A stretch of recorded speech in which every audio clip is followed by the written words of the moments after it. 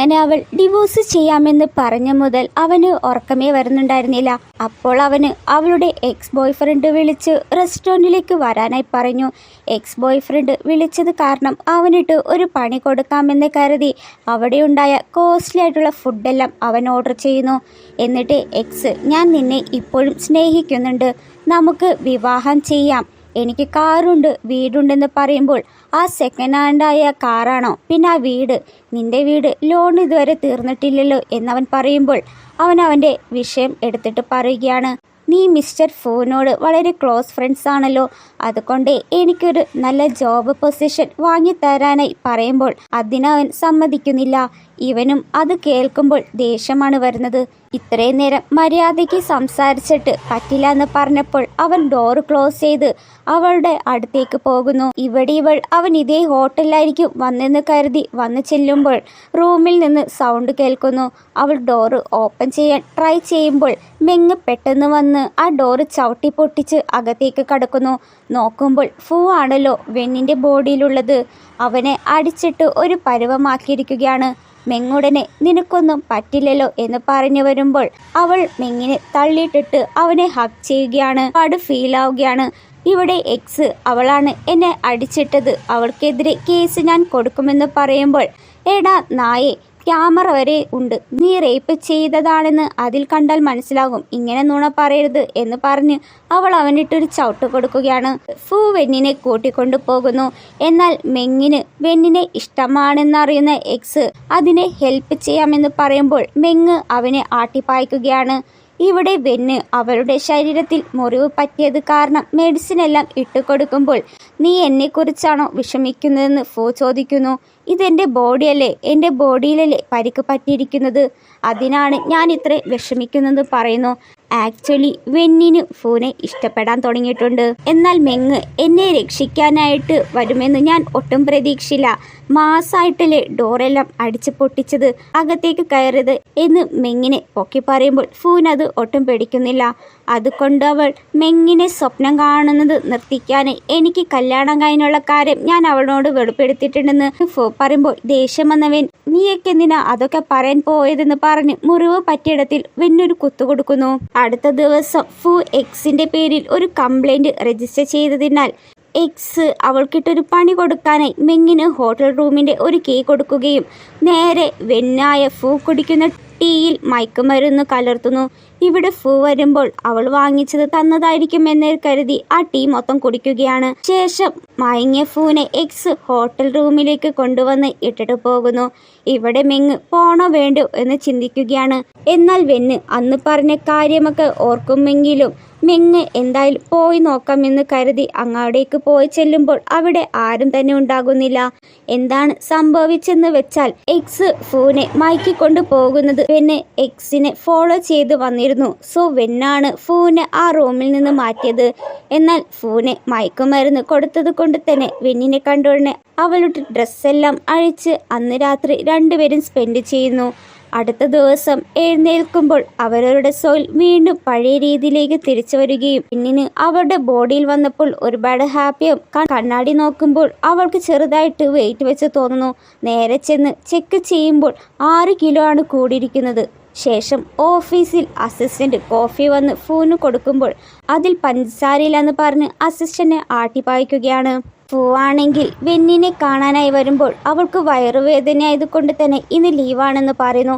ഈ മാസത്തിലും അവൾക്ക് വയറുവേദനയോ എന്ന് ചിന്തിച്ച് അവൾക്ക് വേണ്ടി ഫൂ സൂപ്പെല്ലാം കൊണ്ടുവന്ന് റൂമിലെത്തുമ്പോൾ അവൾ അവിടെ ഉണ്ടാകില്ല. പകരം ഒരു പേപ്പറായിരിക്കും വെച്ചിരിക്കുക.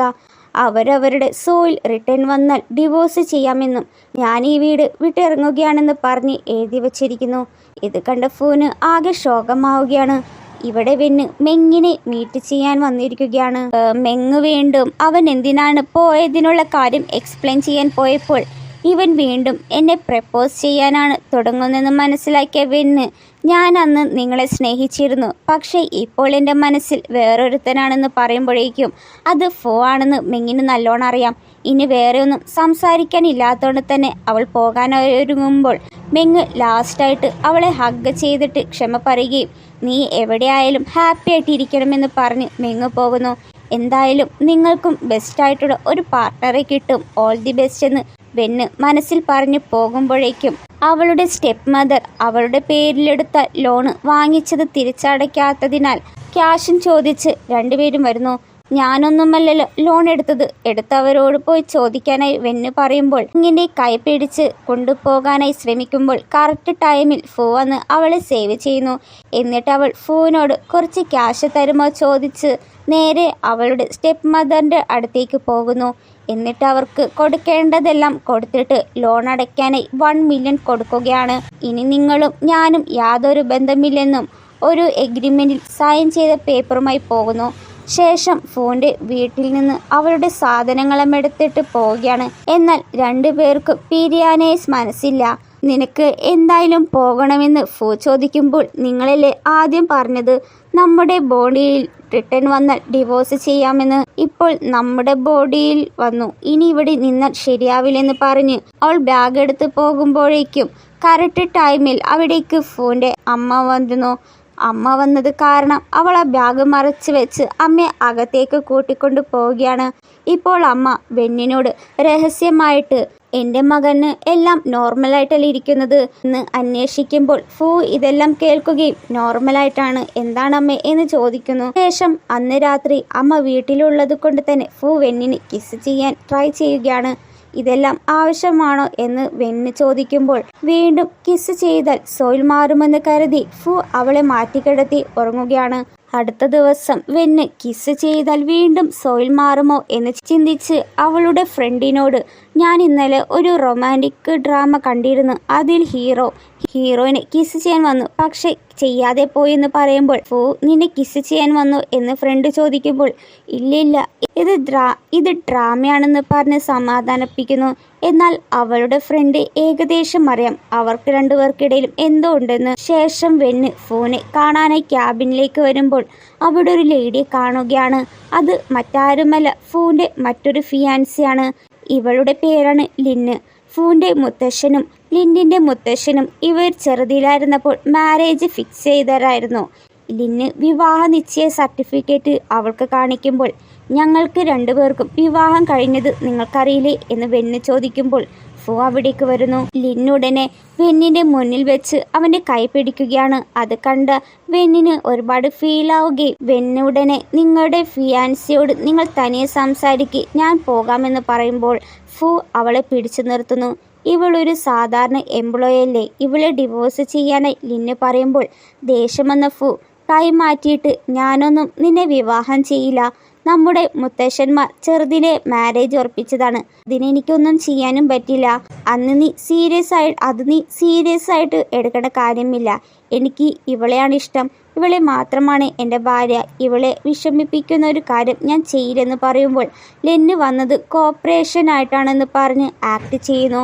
ഇവിടെ സൂയെ ലിന്ന് കടത്തിക്കൊണ്ടുവന്ന് ഫേസിൽ ആസിഡ് ഒഴിക്കുകയാണ്.